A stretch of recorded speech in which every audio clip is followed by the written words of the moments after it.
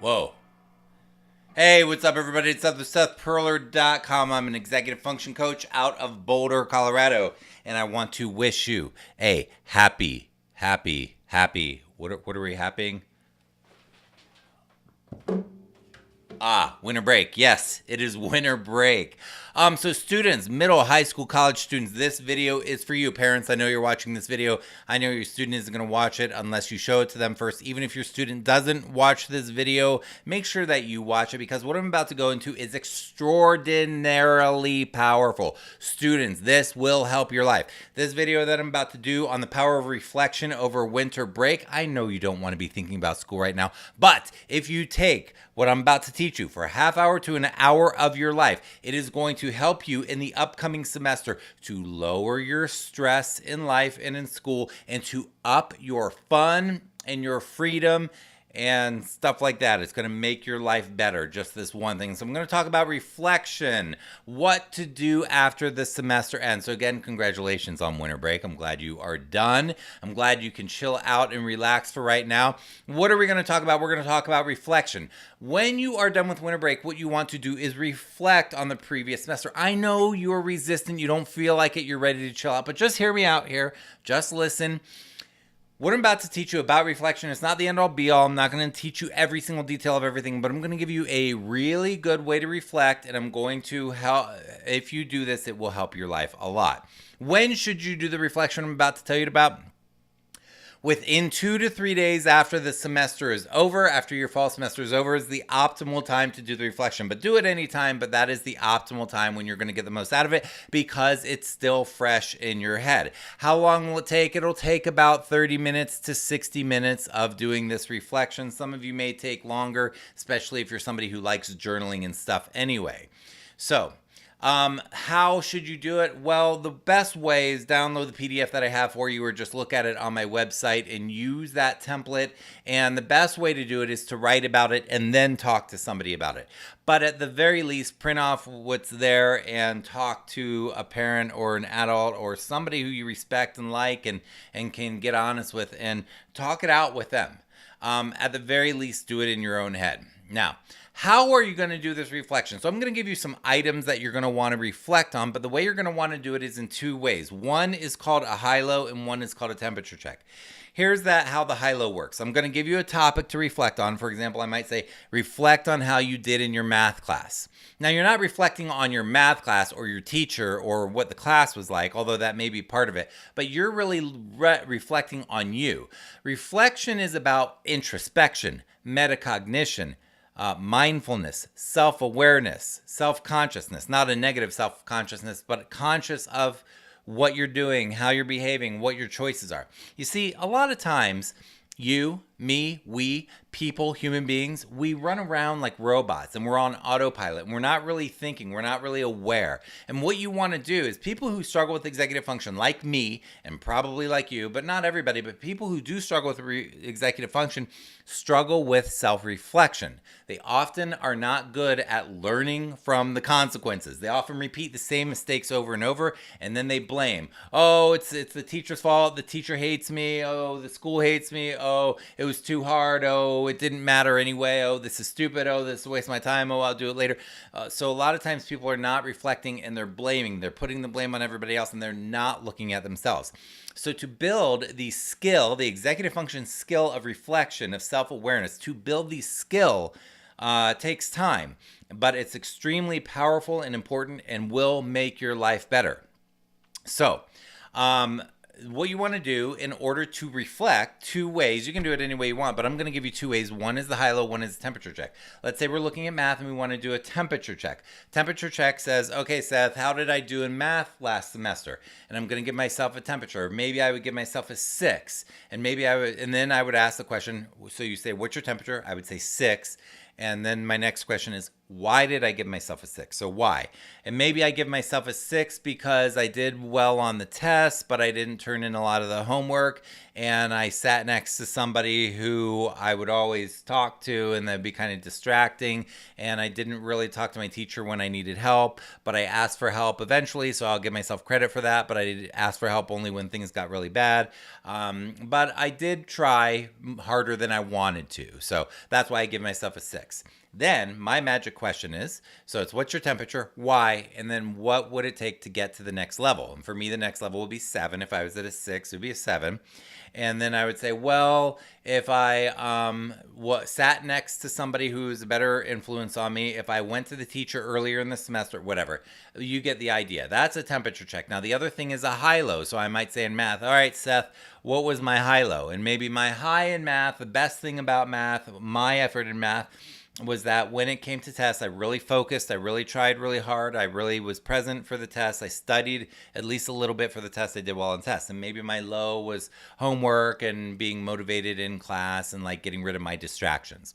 So anyhow, those are the 2 ways that you can reflect. Now, specifically, what are you going to reflect on? So you have 2 ways to reflect, a high, low, and a temperature check. And you can jot down your answers. Like I said before, you can jot them down on the PDF that I gave you or a journal. If you want, or you can just talk them out. But what are you going to reflect on? Well, number 1 thing you're going to reflect on is these subjects. So let's say that I took French, language arts, social studies, art, math, and science. So each of those areas I would do a high, low, or a temperature check on and just sort of explore and reflect on how it went and what I can do better for next semester. The next thing we're going to do after we look at the subjects is we're going to look at the systems and stuff. Okay, and here's what I mean by that. Systems and stuff. That includes things like planner. How well did I use my planner last semester? How effectively did I use it? What went well, what didn't go well? How was my organization realistically? What went well, what didn't go well? What would I do differently? How was my space where I studied? Did I have a space at home that was conducive to doing my homework and studying, or were there a lot of distractions? How well did I keep up with the portal, looking at the grades, examining the teacher websites to see what the expectations were? Did I actually use the portal? How well did I use my time and energy on homework? Was I distracted? Did I know what was for homework? Did I do the homework? So how was my homework strategy? How about actual studying? What was my temperature on studying? Did I actually study how I'm supposed to study in a way that actually makes me learn the material? Or did I cram at the last minute and not really learn? Or did I do it not at all? How about reading? When I was reading for reading assignments, did I actually focus on reading and get present with reading? Did I skim it? Did I avoid it? Did I wait till the last minute? How was my reading? How about writing? When I had to write things, did I actually plan it out, or did I just vomit ideas at the last second and get it turned in? Did I actually write in a mindful, thoughtful, creative way? How about projects? Did I approach projects at the last minute and avoid them? Did I put a lot of energy in them? Did I put too much energy into the artistic part of the project that really doesn't get me any points and not enough on the research parts or whatever? How did I do on projects? How about advocacy? Did I advocate for myself and say, hey, teacher, what's up? I need some help. This is Seth here, and I'm struggling with this. I need some help. Or did I say, oh, the teacher doesn't want to hear from me. They don't like to hear from me. I don't want to bother them. I'll do it tomorrow. I promise I'll talk to them tomorrow. I swear I'll talk to them later this week. I know I'll go to office hours. Like, did we actually advocate in a positive way?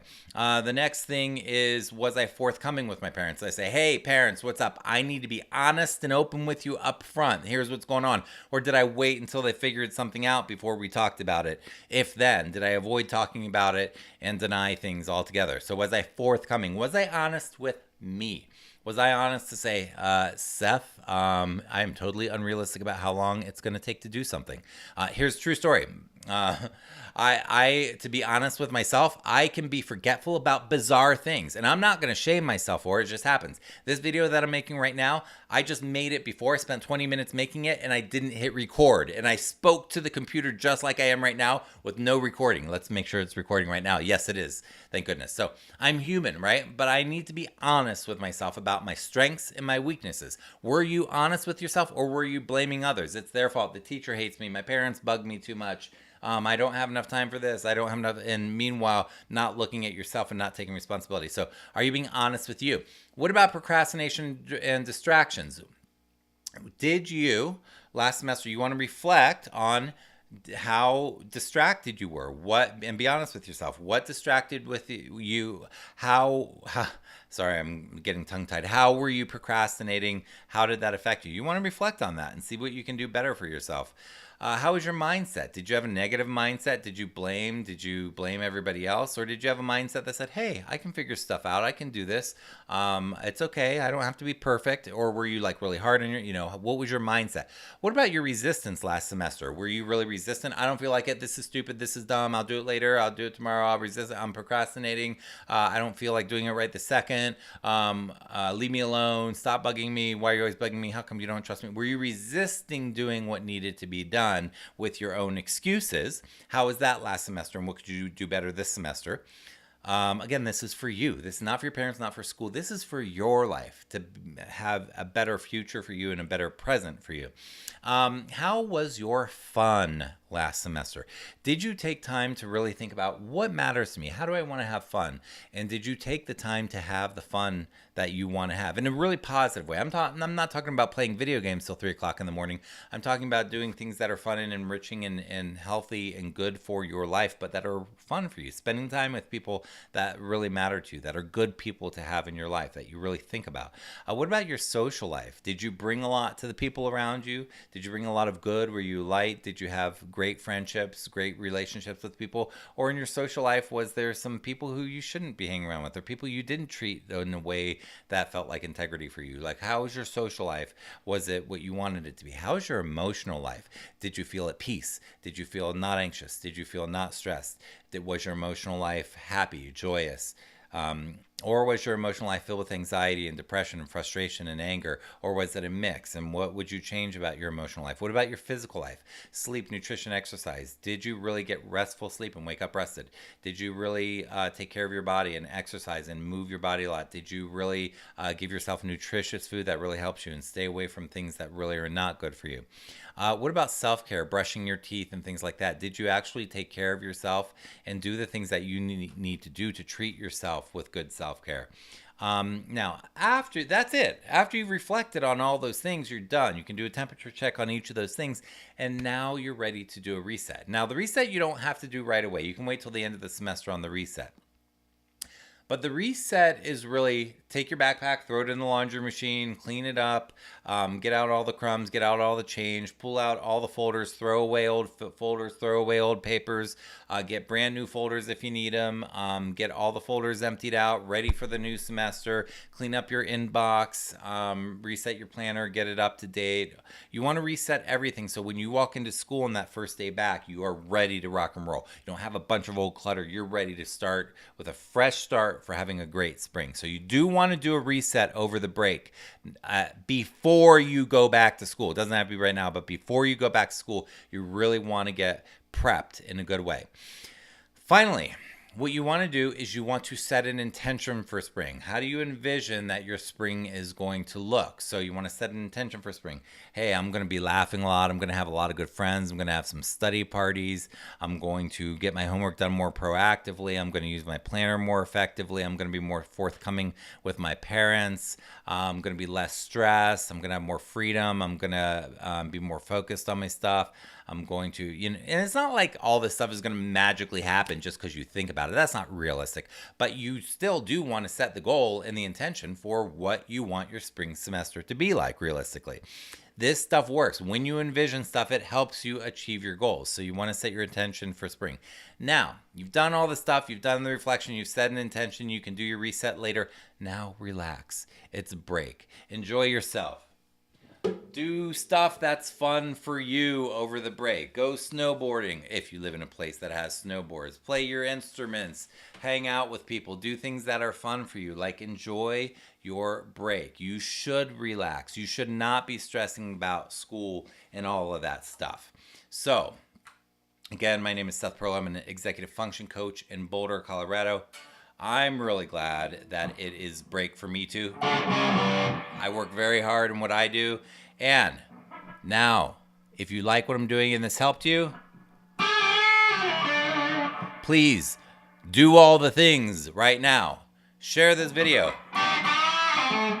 Subscribe on YouTube, subscribe to my blog, leave a comment, do all the things, and have a fantastic break.